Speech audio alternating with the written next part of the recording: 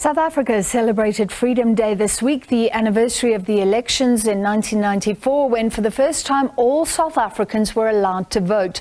Well, the Progressive Professionals Forum has called on all South Africans to work together to build a more equitable and just society where everyone can enjoy the fruits of that hard-won freedom. We're joined by Progressive Professionals Forum President now, that's Kashif Wicomb. Thank you for being with us, Mr. Wicomb. Freedom Day was celebrated this week, but would you say in some senses it's a low for South Africa in many of the aspects you're talking about, equity, justice, things like that? Good afternoon. Thank you for having us, the Progressive Professional Forum. Certainly, if one looks at 29 years post-1994, South Africa can celebrate that we have political freedom. We can celebrate that we have a Bill of Rights and a constitution unsurpassed globally.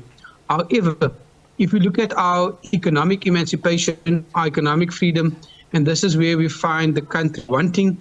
And so what the PPF is calling on and calling for is for the South African government, together with the private sector, together with the citizens of this country, to collectively address these challenges, which are fairly common, and which certainly you and I can go through further on in the interview. Yeah, well, you say that freedom is not a political concept, but a social and economic one as well.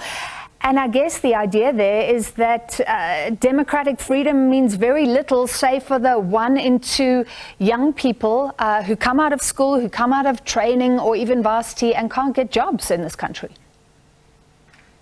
Well, to be more exact, the 4.3, almost 5 out of 10, because currently unemployment in South Africa is standing at 43%. And if you look at the stats, they say amongst the youth, almost 65%. So you can't have a stable country, you can't have a stable economy, and God forbid you can't have a stable political country if more than half of your population is unemployed. And so that's the challenge that we face as a nation, number one. Number two, the challenge that we face, of course, is the fact due to the lack of service delivery throughout the country in all facets of it, and that is mainly due or partly due to the corruption which has set in, and also the lack of competent professionals who are leading the state in all spheres, national, provincial, and at the municipal level. And so what we're saying is, if you can't have basic service delivery, which is an expectation of all the citizens of this country, then what do we have to celebrate? Yeah. However, as the PPF, we're not putting that solely at the hands of the state. As patriotic South Africans, we're calling on all South Africans to join hands. For those who are unemployed, we say to them, restore your dignity, even if it means selling fruit at a fruit store. But don't wait for handouts. Don't wait for the social grant of 350 rand per month for that to restore your dignity, for that to restore the funds or the lack of funds in your home. What we're facing as a nation is that many times our South Africans, with respect, wait for the state to address all the challenges which we face. And as the PPF, we are saying that the state, together with the private sector, together with civil society, must address these challenges. And of course, we haven't even begun to speak about the crime which has gone rampant, gender-based violence, rape, misogyny. Those things are also need to be addressed by us as a country and as together with the state. And this is about saving democracy, but I think the questioning first started in China. What is democracy worth if people aren't economically free, if they're still unemployed or slaves, in a sense, to low-paid jobs? We are on the other side, where some have argued there's so much democracy, there's so much contestation that not much gets done. Some are actually looking in awe at the authoritarianism in Rwanda, what is happening. Do you think we chose the correct political model for South Africa? Well, first of all, democracy is based on 5 links.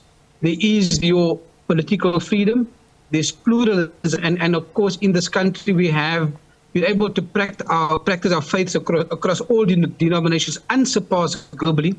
There is governance, there is the economy, and 1 or 2 others. So when we speak about democracy, we can't only say that do we have the right to vote. And do we have a free and fair elections? It goes certainly way beyond that.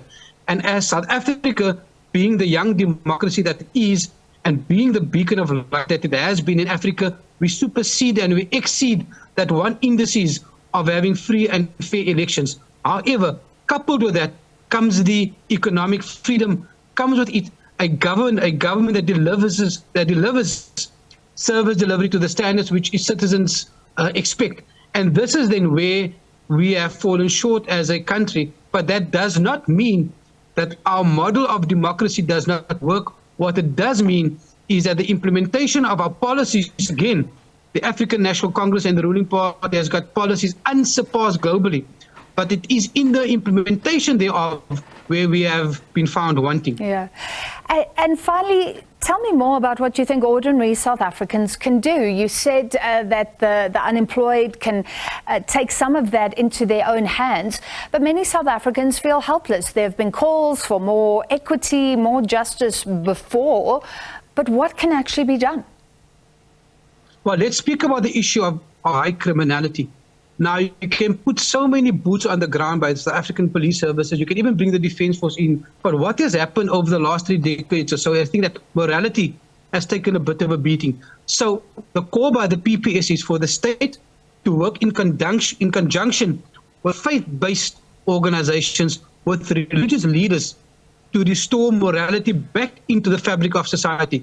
If you go back to the launch of the United Democratic Front in 1983, in August, which is almost 40 years ago, that organization, which was united at sports organizations and at political parties, it also had the religious leaders there who were able to give religious guidance, but also morality, so that even if we are fighting an evil system, how do we do that with the moral values which guide us? So what has happened over the last 3 decades, and maybe again, in our quest to create a society which is a-religious, or a society which doesn't favor a particular religion, morality has taken a nosedive. So, for example, gender-based violence, the rape of 2- and 4-year-olds cannot be the prevention by the police alone, but it requires civil society to police it.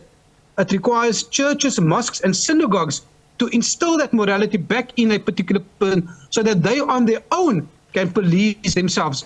So, what we are saying is that when we speak about combating the ills which face our country, it is a partnership between the state and civil society, faith-based organizations, religious leaders from all sectors to restore the morality that we are so lacking in order to combat the huge criminal wave that we are facing today as a country. All right, thank you. We appreciate your time. That was Progressive Professionals Forum President Kashif Wicomb.